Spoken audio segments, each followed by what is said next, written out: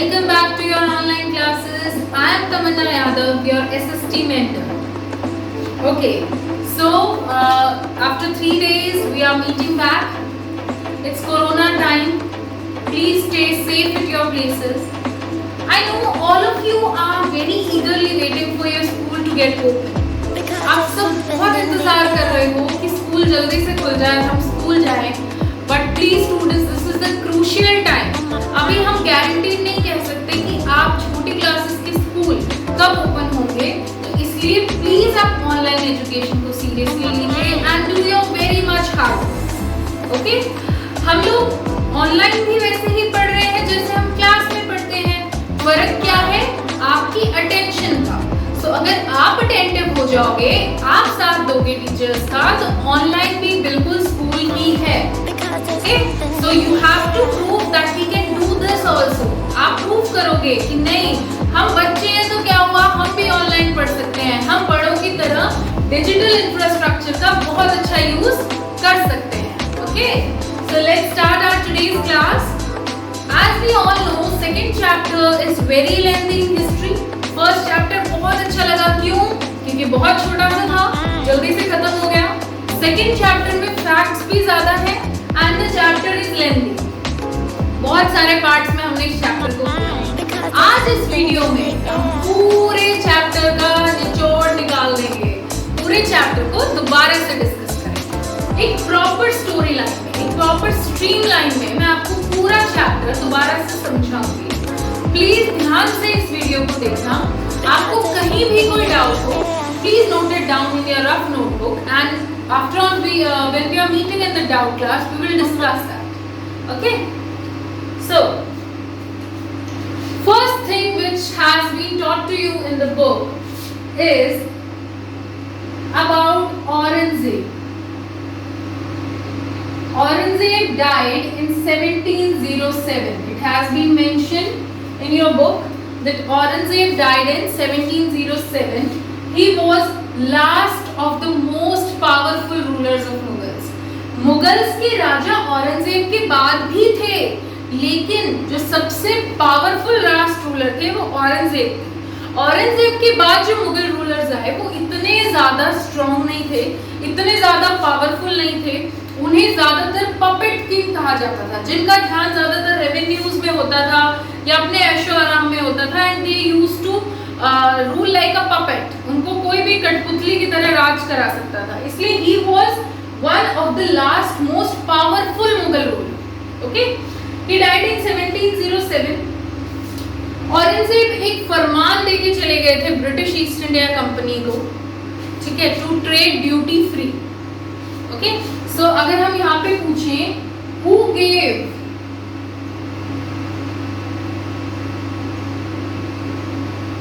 who gave the right to trade duty free to British East India Company. किसने ये अधिकार दिया था ब्रिटिश ईस्ट इंडिया कंपनी को कि आप बिना टैक्स दिए, बिना कस्टम ड्यूटी दिए ट्रेड कर सकते हैं? इसका आंसर होगा Aurangzeb. Aurangzeb gave the Farman, the right to trade duty free to British East India Company. हमने जैसे सुना कि ब्रिटिश ईस्ट इंडिया कंपनी व्यापार करने आई थी India, from trade to territory. तो इस चैप्टर में हम ये डिस्कस करने वाले हैं कि कैसे ब्रिटिश ईस्ट इंडिया कंपनी एक व्यापार के मोटिव से इंडिया आई थी. They came to India just for doing trade and then how they got settled and annexed the territory. कैसे वो सिर्फ व्यापार करने आए थे और वक्त के साथ जब उन्हें ये रियलाइज हुआ कि हमें व्यापार करने के लिए भारत पे कब्जा करना पड़ेगा, तो उन्होंने कैसे इंडिया को अपनी टेरिटरी बना लिया, ये इस चैप्टर में सारे इवेंट्स डिस्कस होंगे. Okay, let me check if the board is properly visible to you. Okay, it is properly visible. So now let's come to the topic first of your chapter, how trade led to battles. कैसे व्यापार लड़ाई में बदल गया। इसके लिए background जानना बहुत जरूरी है। जैसे हम लोग मूवीज में क्या है, आगे का पार्ट देखते हैं तो उसके लिए क्या जरूरी होता है, रीकैप जान लो पीछे क्या हुआ था। So let's come to the recap part. What happened actually in 1600?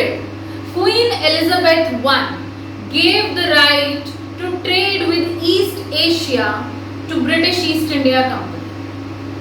Queen Elizabeth जो महारानी थी ब्रिटेन की, उन्होंने 1600 में ब्रिटिश ईस्ट इंडिया कंपनी को यह अधिकार दे दिया कि आप वो कंपनी रहोगे ब्रिटेन की जो ईस्ट एशिया के साथ ट्रेड कर सकती है। इसका क्या मतलब था? इसका ये मतलब था कि ब्रिटेन से कोई और कंपनी, कोई और mercantile business enterprise British East India Company के अगेंस्ट ट्रेड नहीं कर सकती। ऐसा अगर कोई कंपनी चाहे ब्रिटेन से कि ब्रिटिश ईस्ट इंडिया कंपनी तो वहां जा रही है, मैं भी उसके अगेंस्ट टक्कर ले लूं, वो नहीं होगा। क्यों? क्योंकि जो क्वीन है वो किसी एक कंपनी को अगर ये राइट देगी कि आप जाके ईस्ट एशिया के साथ ट्रेड करो, तो वो कंपनी प्रॉफिटेबली ब्रिटेन के लिए फिर काम करेगी। अगर ब्रिटिश ईस्ट इंडिया कंपनी के साथ साथ वो और बहुत सारी कंपनीज को ये राइट दे देती तो वो आपस में ही कंपटीशन करते और उसका फ्रूटफुल रिजल्ट ना तो किसी कंपनी को मिलता और ना ही ब्रिटेन को मिलता। ठीक है, सो इसलिए सिर्फ एक ब्रिटिश ईस्ट इंडिया कंपनी को ये राइट दिया गया बाय क्वीन एलिजाबेथ I इन 1600। कब दिया गया ये अधिकार उन्हें? 1600। अब जैसे अंग्रेज किस चीज का फायदा उठाना चाहते थे उस टाइम पे, the time when this was happening, what was getting prevalent, उस टाइम पे क्या चल रहा था? मर्केंटाइल बिजनेस एंटरप्राइजेस होती थी जो कि किसी भी सामान को बहुत सस्ते में खरीदती थी और हाई रेट पे सेल करती थी। Eight that time mercantile business enterprises used to purchase the items at a very cheap rate and they sought to sell them at a high rate. ठीक है, यही मर्केंटाइल बिजनेस एंटरप्राइज का काम होता था कि किसी भी चीज को सस्ते में खरीदे और महंगे में बेचे। जैसे ही British East India Company travel करके through the sea route India आ रही थी, उससे पहले पोर्टुगीज, डच, फ्रेंच, ये सब कंट्रीज भी ट्रेड करने के लिए इंडिया आ चुकी थी। Vasco D gamma, the Portuguese explorer, he discovered the way to India in 1498। ये तो 1600 की बात हो रही है, वास्को डी गामा ने तो 1498 में इंडिया का रास्ता ढूंढ लिया। So what was the challenge to British East India Company? That many other countries also wanted to trade with India and that's why they had a very huge competition। अब जो रास्ता आपको दिखाया गया ब्रिटेन से ऐसे होके आना फिर इंडिया तक पहुंचना, ये रास्ता जाता है from Cape of Good Hope. इसका नाम है Cape of Good Hope. So when the British East India Company through the sea route was travelling through the Cape of Good Hope to India, what they realised that many other countries were in competition for trade. अब दिक्कत क्या थी कि ये सब जितनी भी countries थी ये सेम चीज का ट्रेड करना चाहती थी इंडिया से। अगर डिफरेंट कंट्रीज डिफरेंट चीजों का ट्रेड करना चाहती तो इनमें कंपटीशन होता ही नहीं। ठीक है, डच कह रहा है कि मैं स्पाइसेस ले जाऊंगा, पोर्टुगीज कह रहा है मैं सिल्क ले लूंगा, ब्रिटिश ईस्ट इंडिया कंपनी कह रही है मैं कॉटन ले लूंगी, तो क्या कंफ्लिक्ट होता? नहीं होता। But all the different countries and all the different companies they wanted to sell, they wanted to buy the same product। क्या प्रोडक्ट, किन चीजों के लिए सबसे ज्यादा ट्रेड होता था from India? Spices, cotton, silk, indigo. Spices क्या है? मसाले, cotton, silk and then indigo is the dye, blue dye. Okay, इन चीजों का ट्रेड बहुत ज्यादा प्रेवलेंट था at that time of India. Spices में भी सबसे ज्यादा इंपॉर्टेंट होते थे पेपर, मिर्च, कार्डमम, ओके, इलायची, सिनेमन, दालचीनी, ओके, these were cloves, लौंग, these were the most important spices। अब सब कंट्रीज इन्हीं का ट्रेड करना चाहती हैं। तो अब कंपटीशन आ गया है, कंपटीशन एलिमिनेट करना अब सबसे बड़ा टास्क हो गया था। आपस में एक दूसरे के नेवल शिप्स का रास्ता रोकते थे एक दूसरे की कंपनीज को ब्लॉक करते थे, फोर्टिफिकेशंस को अटैक करते थे, तो बहुत सारा कंपटीशन आ गया था एंड उसके लिए डिफरेंट स्टेट्स वर फाइटिंग। अब इनके लिए मेन मोटिव था कि इनको राजा से किसी भी तरह वो अधिकार लेना है कि आप हमें अधिकार दे दो कि हम ये ट्रेड कर पाए। ठीक है, अब आगे देखो।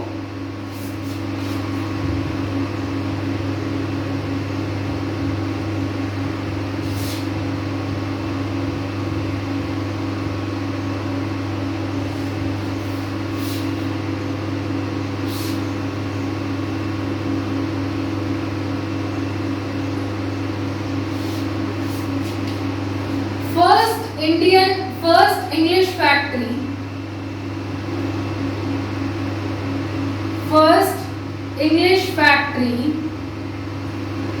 was set up on the banks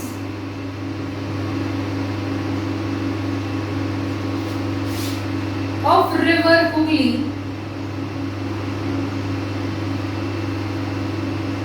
in 1651.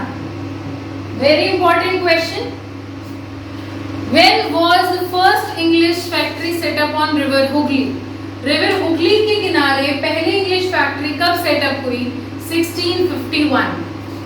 इसके अराउंड फोर्टिफिकेशन होना। What do you mean bye fortification?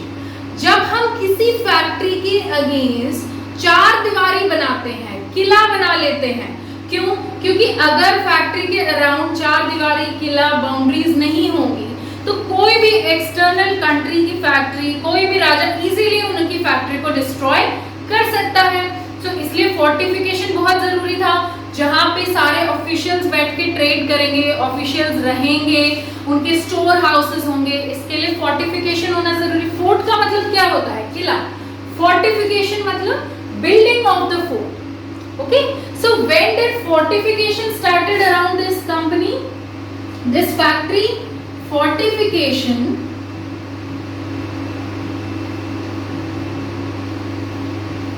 around this factory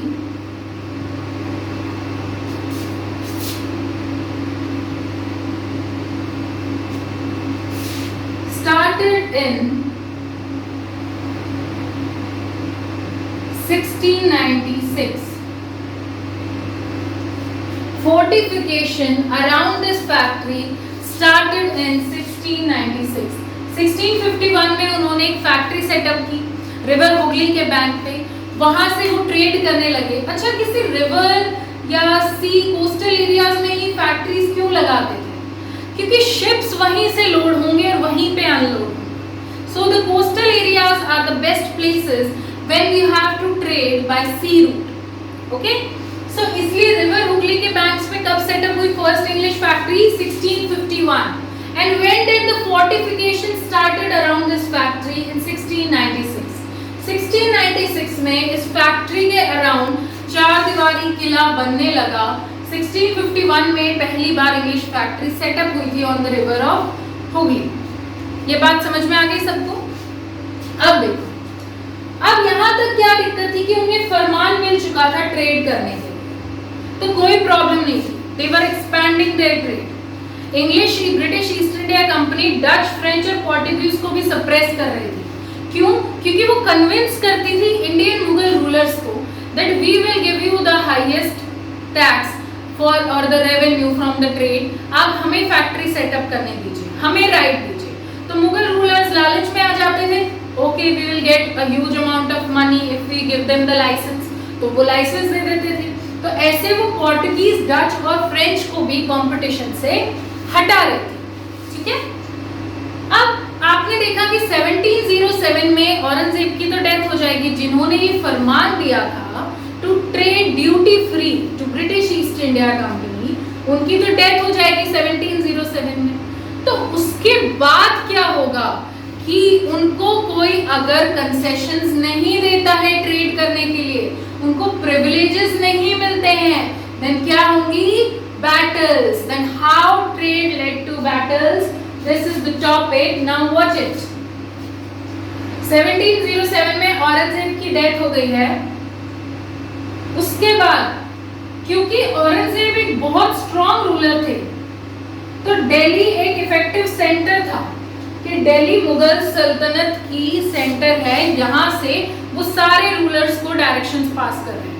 लेकिन जब कोई बहुत स्ट्रॉन्ग रूलर मर जाता है तो वो डायनेस्टीज इतनी स्ट्रॉन्ग नहीं रहती हैं, डिफरेंट डायनेस्टीज किंगडम्स बन जाती हैं, डिफरेंट रूलर्स डिफरेंट स्टेट्स पे कब्जा कर लेते हैं और वहां पे अपना किंगडम चलाते हैं। औरंगजेब की डेथ के बाद मुर्शिद Quli Khan became the Nawab of Bengal. मुर्शिद कुली खान के बाद अली वर्दी Khan became the Nawab of Bengal.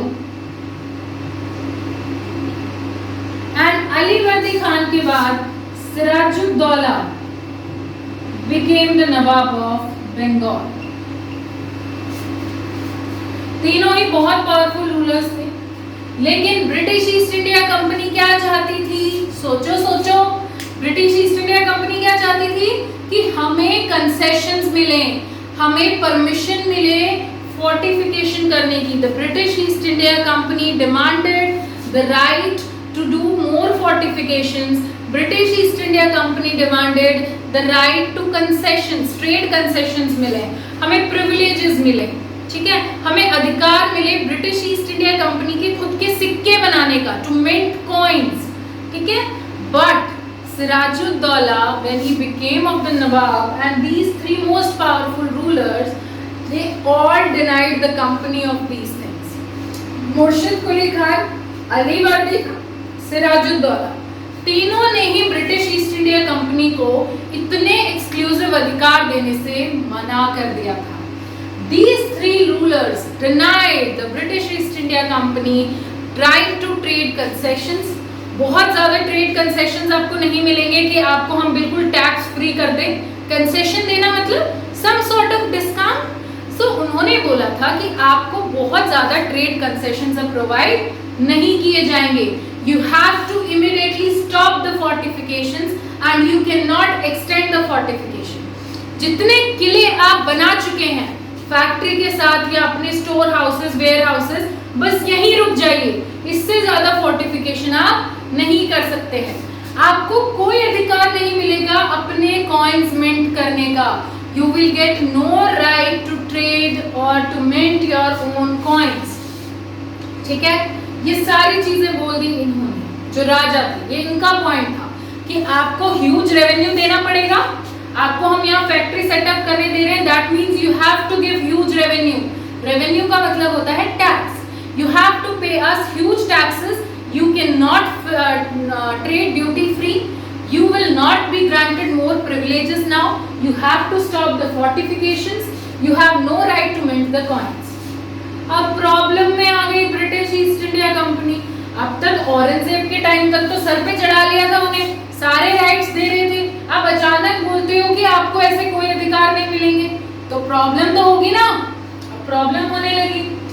British East India company का ये कहना था कि आप ऐसी शर्तें रख के कंपनी को व्यापार नहीं करने दे रहे हैं। You are coming as a barrier in the trade of British East India Company. जब हम शुरू में भारत आए, हमारी और आपकी क्या बात हुई थी? That you will allow us to do the trade, and now by applying these conditions, by stopping us from doing the fortifications, आप ब्रिटिश ईस्ट इंडिया कंपनी को कंप्लीटली खुल के व्यापार नहीं करने दे रहे हैं, हमें बंगाल के रिसोर्सेज यूज नहीं करने दे रहे हैं। सो ऐसे कंपनी का ट्रेड फ्लरिश नहीं हो सकता है, कंपनी का व्यापार आगे नहीं बढ़ सकता है।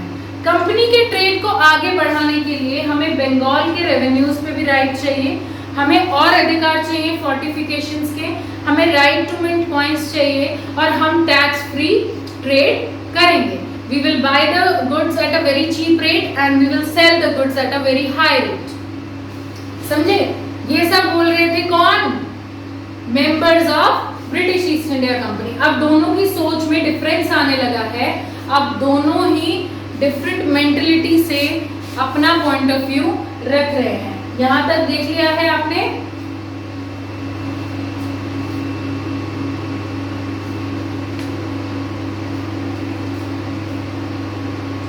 Now next we are going to discuss the Battle of Plassey and After the Battle of Plassey, we are going to discuss about Tipu Sultan and the war with Marathas. ये सब पढ़ चुके हैं. Interesting लग रहा है या नहीं लग रहा है? अगर नहीं लग रहा है तो लगाना पड़ेगा, क्योंकि हिस्ट्री बोरिंग नहीं है बेटा, समझने की चीज है. आप जितना समझते जाएंगे हिस्ट्री आपको उतनी ही अच्छी लगती जाएगी. So keep some patience and start listening. Okay?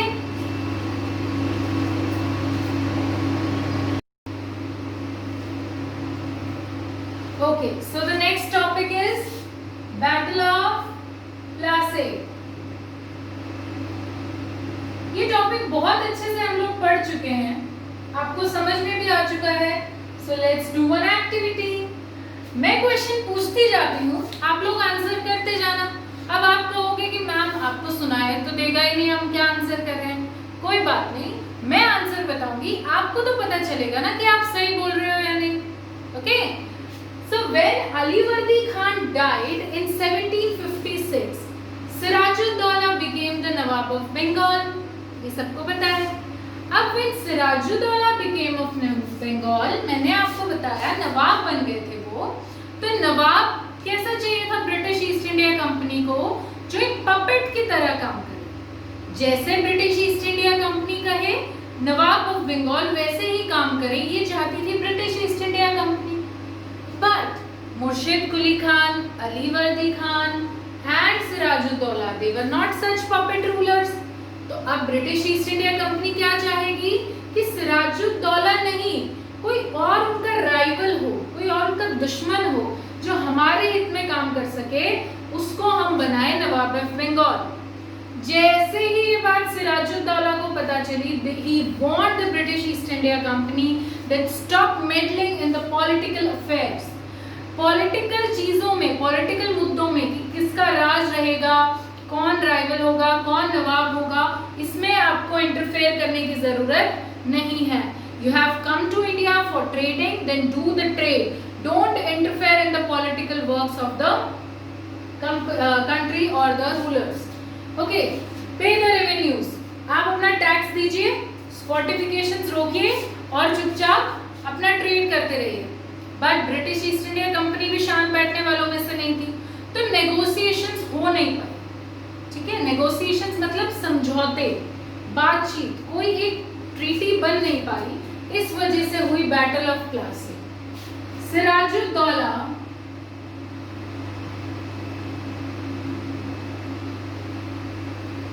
marched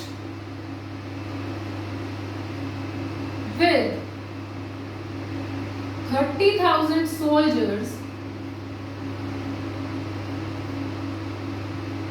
to the English factory at Qasim Bazaar.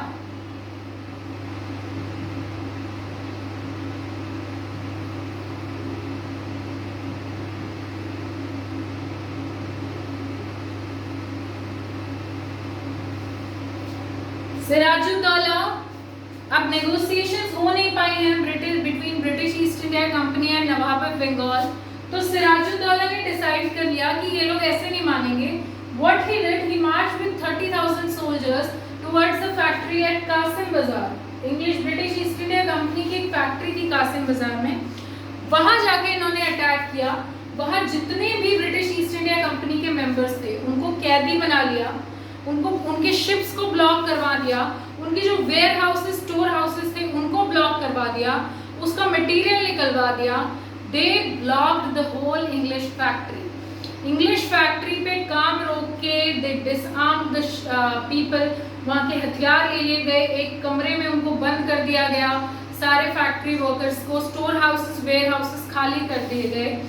जैसे ही ये बात रॉबर्ट क्लाइव को पता चली, रॉबर्ट क्लाइव मद्रास के हेड थे.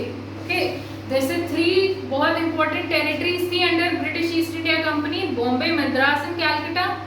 सो Robert Clive was the head of Madras. When he got to know all this, he started coming to have fight with Sirajuddaulah. Sirajuddaulah यहाँ पे ये सब करने के बाद फैक्ट्री मूव करने लगे टुवर्ड्स कैलकाटा, क्योंकि ब्रिटिश ईस्ट इंडिया कंपनी का फोर्ट था कैलकाटा में. तो वो ब्रिटिश ईस्ट इंडिया कंपनी के फोर्ट पे अटैक करना चाहते थे फैक्ट्री के बाद. जब नेगोशिएशंस नहीं हो पाई तो 1757 में हुई बैटल ऑफ प्लासी. ये बहुत इंपॉर्टेंट क्वेश्चन है, हमेशा याद रखना। आगे जाके कोई कंपटीशन एग्जाम भी फाइट करोगे तो बहुत इंपॉर्टेंट क्वेश्चन है। When was the battle of Plassey fought? Battle of Plassey कब लड़ी गई? 1757 में। किस किस के बीच लड़ी गई? British East India Company and Sirajuddaulah. ठीक है, इसके बाद कौन जीता? British East India Company had the victory.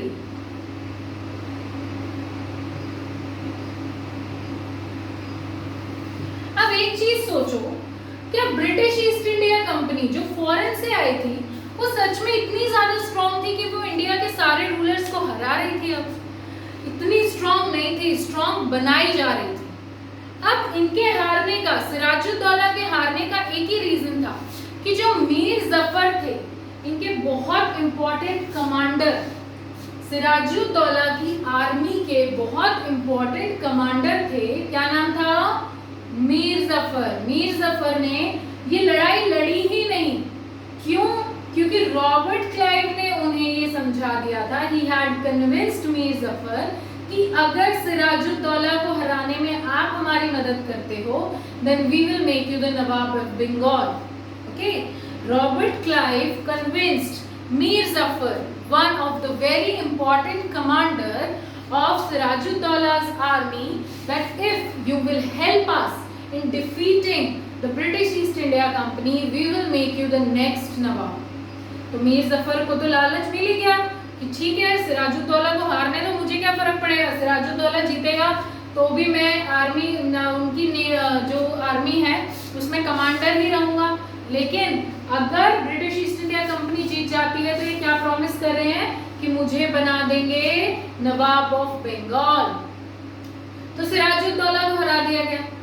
Battle of Plassey में सिराजुद्दौला को हराने के बाद उनको डेथ सेंटेंस दे दिया गया, मार दिया गया। He was assassinated. जो वर्ड यूज हो रहा है आपकी बुक में असैसिनेटेड, उसका मतलब है मारे जाना। ठीक है, उन्हें मार दिया गया। असैसिनेशन के बाद मीर जफर को बना दिया गया नवाब ऑफ बंगाल। क्या चाहती थी ब्रिटिश ईस्ट इंडिया कंपनी? बिल्कुल पपेट रूलर, जैसे वो चाहे वो उन्हें प्रोवाइड किया जाए। बट अब राजा की तरफ से भी सोचो, उनकी भी कोई रिस्पेक्ट थी, उनकी प्रजा उनको कब इज्जत देगी, कब उनकी डिग्निटी मेंटेन करेगी?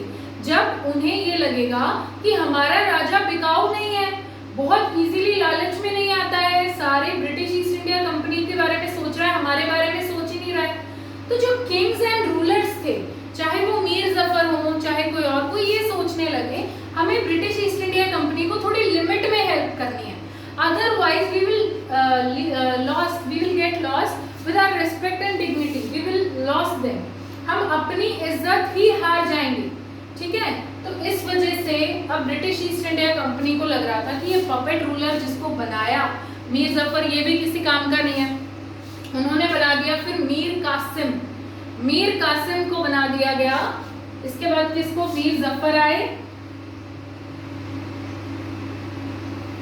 मीर जफर के बाद मीर कासिम आ गए। मीर कासिम के साथ भी यही हो रहा था, उन्हें भी अपनी रिस्पेक्ट एंड डिग्निटी बना के रखनी थी in spite of their all the people of their kingdom. अब अगर वो ब्रिटिश ईस्ट इंडिया कंपनी की बात नहीं मान रहे हैं तो अब उनके साथ क्या कर दी इन्होंने? Battle of Buxar. मीर कासिम के साथ क्या फाइट हुई? Battle of Buxar. Battle of Buxar was fought between Mir Kasim and British East India Company. और बैटल ऑफ बक्सर कब फाइट हुई? 1764 में। बैटल ऑफ बक्सर कब फाइट हुई? 1764 में। बैटल ऑफ बक्सर का क्या रिजल्ट हुआ? वही same, British East India company one और मीर कासिम की जगह फिर से मीर जफर को ही बना दिया गया Nawab of Bengal. Mir Jafar died natural death in 1765। 1764 में मीर जफर को फिर से नवाब बना दिया, लेकिन 1765 में उनकी मृत्यु हो गई। अब उनकी मृत्यु होने के बाद जो मुगल एम्परर थे उन्होंने बंगाल के दीवानी राइट्स दे दिए ब्रिटिश ईस्ट इंडिया कंपनी को। What do you mean by diwani rights? When we give the rights over revenue, जितना भी टैक्स आ रहा है, जितना भी पैसा आ रहा है राज्य में, उस पे जिसका जिसका अधिकार होगा उसे बोला जाता है दीवानी राइट्स। 1765 1765 में बंगाल के रेवेन्यू के दीवानी राइट्स किसको मिल गए? ब्रिटिश ईस्ट इंडिया कंपनी को। मुगल एम्परर ने ब्रिटिश ईस्ट इंडिया कंपनी को 1765 में बंगाल के दीवानी राइट्स दे दिए। क्लियर? बंगाल के दीवानी राइट्स दे दिए, इसका क्या फायदा होगा? अब तक जो ब्रिटिश ईस्ट इंडिया कंपनी थी वो फॉरेन से, अपने ब्रिटेन से गोल्ड एंड सिल्वर इंडिया लेके आती थी, सोना और चांदी, जिसके बदले वो यहाँ से स्पाइसेस, कॉटन, इंडिगो, सिल्क ये सब ट्रेड करके ले जाती थी। अब जब उनको बंगाल के पैसे पे पूरा अधिकार मिल गया है तो वो ब्रिटेन से अपना सोना चांदी यहाँ क्यों इन्वेस्ट करेंगे? वो इंडिया के ही रेवेन्यू से इंडिया का ही सामान खरीद रहे थे और ब्रिटेन में उसे एक्सपोर्ट कर रहे थे। After getting the Diwani rights over Bengal, the Britain stopped the import of gold and silver from Britain to India, and what they actually did from the revenues of Bengal only. Bengal का ही पैसा, बंगाल से ही सामान खरीदा and कहाँ बेच दिया? Britain में। ठीक है, सो बहुत ज़्यादा फायदा उन्हें अब होने लगा है ट्रेड में। कब? जब उन्हें दीवानी राइट्स मिल गए हैं Bengal. Battle of Plassey, battle of Buxar clear है सबको? अब पता चल गया क्या चेंजेस आएंगे कि इंपोर्ट मतलब जब हम कुछ सामान लेके आते हैं तो इससे पहले उनके पास बहुत ज़्यादा पैसा नहीं था तो वो गोल्ड एंड सिल्वर इंपोर्ट करते थे, लेकिन अब जब ह्यूज रेवेन्यू पे कंट्रोल मिल गया है तो क्या वो अपने देश से गोल्ड एंड सिल्वर लाएंगे? नहीं लाएंगे। So now they stop the import of gold and silver and they started buying the material of India from the revenue of Bengal only. ठीक है? I hope this topic is clear to you. See the board once.